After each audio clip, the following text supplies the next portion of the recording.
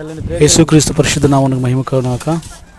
ఈరోజు Sunday evening నేను నా కుటుంబం కలిసి మరి ముస్తాపురం అదేవిధంగా పాతర్లపాడనే విలేజెస్కి వెళ్ళి దేవుని స్వార్థని వాక్యాన్ని పంచుకోవాలని ఆశపడ్డాం.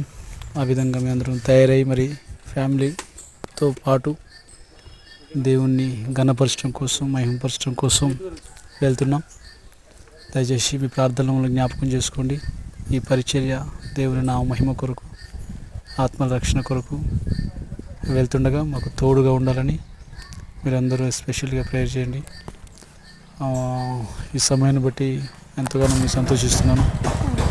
ఈ గొప్ప కృపని పరిచర్య నాకు ఇచ్చిన దేవునికి మహిమ కలగాలి, ఘనత కలగాలి.